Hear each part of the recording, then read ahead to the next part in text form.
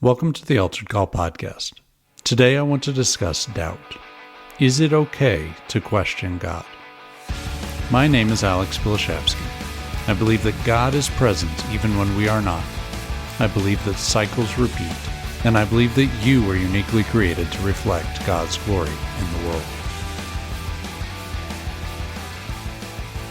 In the summer before second grade, I moved schools. I don't remember much about it other than the first interaction that I had with my new music teacher. He was a nice man. All of the kids seemed to be excited to go to his class. And years later, he would earn a massive amount of my respect and admiration. But on that day, he was a stranger. And not only was he strange, but he had the audacity to tell me that his given name was Mr. Music. Having a 7-year-old of my own, I am absolutely certain that he would have accepted that fact and moved on with his life. But 7-year-old me couldn't do that. What if this was a joke or a prank that my new teacher was trying to pull? I had no legitimate reason to doubt what he said, but it all seemed too convenient. So I told him that I didn't believe his claim. In fact, so insistent was I that eventually he produced his driver's license in order to settle the matter once and for all. It turns out, his name was, in fact, Mr. Music. I was told many years later that I was, in fact, the only child that had ever forced Mr. Music to prove his identity. Somehow the other children had all taken him at his word. They had faith that he was who he said he was, or at least that all of the adults in their lives believed him to be. Still, none of them had ever seen proof. No one else had stood their ground long enough to force the evidence to present itself. That was an honor that belonged exclusively to me. My doubt, stubborn as it was, had led me to pursue the truth, and eventually that truth presented itself. It turns out that if you seek something true with enough persistence, you will likely find it. Truth does not fear the light. If something is true, it will be found to be so regardless of your perceptions of it. My doubts of gravity do not cause instability in the Earth's pull. They only lead me to foolishly persisting against it until I finally give up in failure. Likewise, my doubts concerning my old music teacher's identity do not have an impact on his reality. It only served as an opportunity to educate me, and possibly to amuse him. I suspect that God sees it much the same way. There is a subset of Christianity that is scared of doubt, as if doubting God offends him. But it doesn't. It can't. There is nothing that we can do to offend God. He knows who we are, and more importantly, fully what we are capable of. If he wanted to eliminate doubt entirely from the world, he could, by unequivocally revealing himself to each and every person on earth. But he doesn't, either because it doesn't matter, or because he understands that doubting is simply what we do. We live in an uncertain world, where inputs and outputs are related but not absolute, where knowledge and wisdom are often put to shame by unpredictable chance, where skill is not always enough, and where our plans for the future are often forgotten in the flow of time.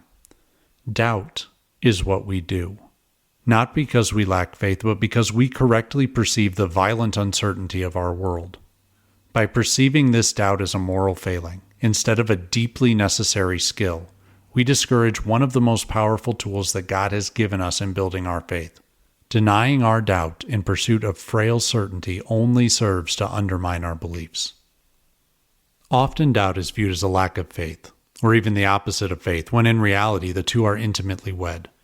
Just as we cannot be brave without facing our fears, we cannot have faith without uncertainty.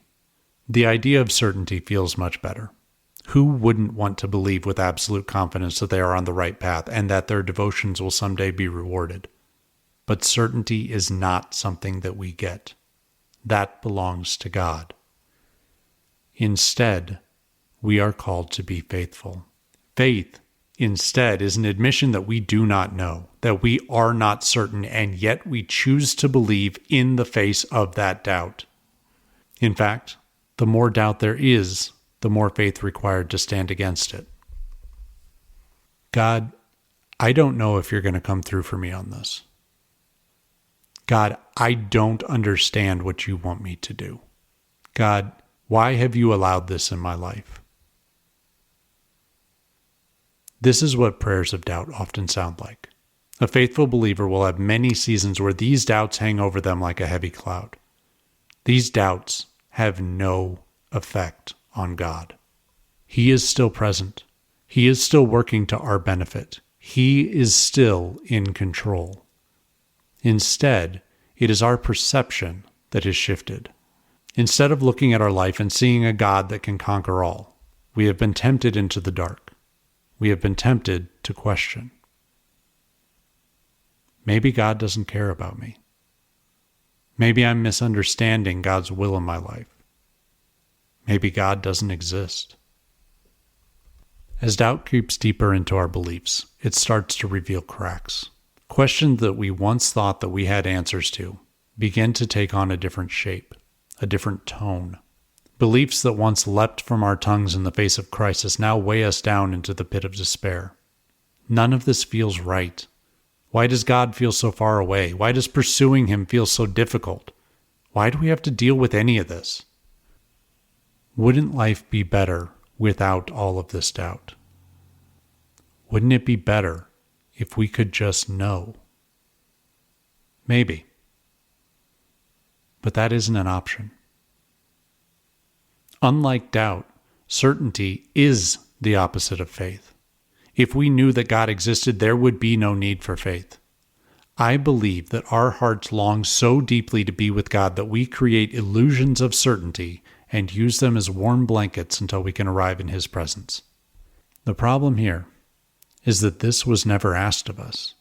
Our certainty does not benefit God in any way, just as our doubt does not challenge Him. Instead, it only serves to keep us from knowing Him more fully. Certainty is the opposite of faith, but often we can be tempted to treat our beliefs as certain. For example, you may hear a Christian claim that they know that God is real. This is a lie. Or you might hear someone say with certainty that God told them something. This is also a lie. Whether they believe it to be true is irrelevant. It cannot be. Certainty does not belong to us. It belongs exclusively to God. Correctly viewed, faith operates as a spectrum. We will be more certain of some of our beliefs than others, but full certainty will always elude us. It is important to note that certainty over an issue doesn't equate to it being correct. It only means that we think that we perceive something more clearly. Often the ideas that we claim to be most certain of aren't the ones that we have most faithfully built up over time, but instead the ones that we deem to be most important. Hence everyone's certainty regarding God's existence. The problem is that our perception of a belief's importance doesn't make it true, and it also doesn't exclude us from putting in the work to build said belief. Blind certainty regarding God's existence, rather than the wrestling with the implications and extrapolations of that idea, results in a weak belief that will find itself at the mercy of doubt continuously, and rightly so, because we have not built up faith sufficient to overcome even the most basic of challenges. Once we have spent time wrestling with the idea and have a track record of faith succeeding in the face of doubt, then our belief has been strengthened to the point that fewer and fewer ideas present a relevant challenge. It's not that the instances triggering doubt have ceased, it's that our higher degree of faith is no longer at the mercy of doubts that we have already conquered. Manufactured certainty, rather than building or supporting a strong belief, simply serves to isolate it from any challenges. If we are entirely certain that God exists, then we no longer need to engage with opposing worldviews. Not because we have built up our belief and determined from the information available that God's existence is more believable, but because we have dismissed them out of blind ignorance and ignored the challenges that they face. By masquerading a weak belief as strong, we simply ensure that it will never face the testing necessary for it to become strong. It is like a weightlifter going to the gym every day just to announce that they can lift every weight without ever picking one up to know. Not only is his foolishness apparent to all involved, but he denies the potential for any real improvement. So instead of viewing our faith through the lens of certainty, let's look at it through the lens of uncertainty. Now, instead of viewing our belief as a checkbox, something that we believe either fully or not at all, we can view it as a gradual progression. It doesn't matter whether our belief is complete or even if it is fully correct, only that it serves a useful function in our lives. Correctly held, the belief that God exists only matters to the extent that it has the desired impact on your life. So what is that desired impact? I'm not going to give you an answer here. This is entirely up to you. But know that the more that you demand from your beliefs, the more that you will have to sacrifice in order to build it to that point. The more doubt that you will have to endure. We can accept things as true, or we can doubt them. Doubt is a necessary part of building a proper belief, but doubt can also serve to protect us from things that are false. This is where things get tricky. We doubt things that are true, and we doubt things that are false. How do we tell the difference? We don't. So how do we know that our belief in religion is true? We don't. This is faith. Faith is saying that I don't know, but that what I do know is sufficient to keep me going down this road. This seems scary until you realize that this isn't just a religion thing. We do this in every area of our life. Do you know exactly how and why your car works? What about your computer? Do you know the exact diet that you should eat? What about the optimal workout routine? In truth, the answer to all of these questions is no. But we have enough experience with each of these questions that we are at least content to continue engaging with them over time. If cars or computers were dramatically less reliable, people would stop using them. If our diet or exercise program were causing us real harm, we would eventually change it. Far from operating in certainty in all of these areas, we all simply do our best to leverage our understanding and beliefs sufficient to reach our desired ends. This doesn't make our beliefs right or wrong, only functional. Over time, the more functional the belief proves to be, the more thoroughly it serves to explain the world, the better the results that we achieve by applying its lessons in our life, the stronger the belief will become, and we will lean on its strength more readily. While it's fun to view our religious beliefs as different, they aren't. We have plenty of experience operating in a world of doubt. We know that there are non-religious areas of our life where our doubt is crippling, and we know that eventually those areas will come to a head, forcing us to either reevaluate them or suffer for our ignorance. Our belief in God is exactly the same.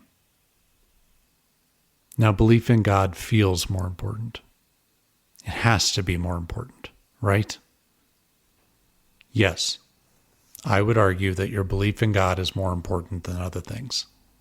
But that doesn't make it behave any differently. Our religious beliefs are still required to serve a functional purpose in our life and to be continually tested against the feedback generated. Just like our failure to understand the stock market or how to adequately maintain our cars, there are an infinite number of things about God that we don't know. And any one of those things, if unexplored, could lead to immense suffering in our future. But just like their real-life counterparts, we only have so much time. So instead of attempting to tackle it all, we focus on learning the things that we guess will be the most relevant to our situation. This is the best that we can do, and we will save ourselves a lot of time and energy to accept that. God knows what we are capable of, and being a righteous judge, he will hold us each to an appropriate standard. We are not capable of knowing everything about God. And we are not capable of living a life without doubt. Instead, let's try to be present. Let's try to talk to God about what we are facing, and let's try as hard as possible to listen. Maybe he will give us a hint about what's next. Maybe he will simply support us in our unforeseen doubts. Maybe doubts will overwhelm us. Maybe we will stand firm. Either way, our beliefs will be tested. And if we leverage our doubts appropriately, eventually, our beliefs will be strengthened. Thank you so much for listening to this episode of the Altered Call Podcast. Feel free to like and subscribe if you're finding value exploring these ideas. You can reach me by email using alex@alteredcall.com, or you can visit the website for additional information.